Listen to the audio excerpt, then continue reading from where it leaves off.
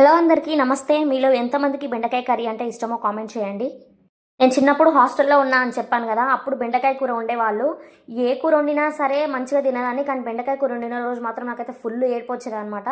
అస్సలు టేస్ట్ ఉండేది కాదు, ఫుల్ వాటర్ వేసి ఎట్లనో చేసేటోళ్ళు, అసలు ఒక్క ముద్ద కూడా తినాలనిపించేది కాదు అప్పుడు. అయితే ఎప్పుడన్నా ఇంటికి వస్తాం కదా హాలిడేస్లో, అప్పుడు మా మమ్మీ బెండకాయ కర్రీ చేసేది, కానీ అది కూడా నాకు నచ్చేది కాదు. అసలు మేము ఎవరం తినేటోళ్ళం కాదు. ఇంకా మా కోసం అని చెప్పేసి బెండకాయ చారు చేస్తుండే.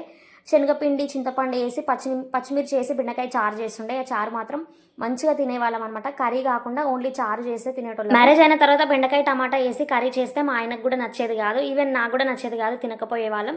కానీ తప్పదు కదా, చేయాలి అన్నట్టు చేసేదాన్ని. ఇంకా ఇట్లా అయితే కాదని చెప్పేసి యూట్యూబ్లోకి వెళ్ళి, యూట్యూబ్లో ఫుడ్ బ్లాగర్స్ ఉంటారు కదా, వాళ్ళ ఛానల్స్ ఓపెన్ చేసి అసలు బెండకాయ ఫ్రై ఎలా చేస్తారో నేర్చుకొని మరి నేను చేసిన. యాక్చువల్గా ఇది నా రెసిపీ కాదు, చూసి నేర్చుకుందే, కానీ టేస్ట్ మాత్రం చాలా బాగా వచ్చింది.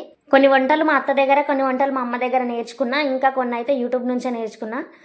చాలా బాగా కుదిరింది అనమాట ఈరోజు అయితే బెండకాయ ఫ్రై. మీరు కూడా ఒకసారి ఇట్లా ట్రై చేసి చూడండి, ఎలా వచ్చిందో నాకైతే కామెంట్ చేయండి. మనం 4 రోజులు హెల్తీగా ఉండాలి అంటే మనకు నచ్చని ఫుడ్ కూడా నచ్చినట్లు వండుకొని తినాలి. వీడియో నచ్చినట్లయితే లైక్ చేయండి. బయోలో నా వైటీ ఛానల్ లింక్ ఉంటుంది, వెళ్ళి సబ్స్క్రైబ్ చేసుకోండి.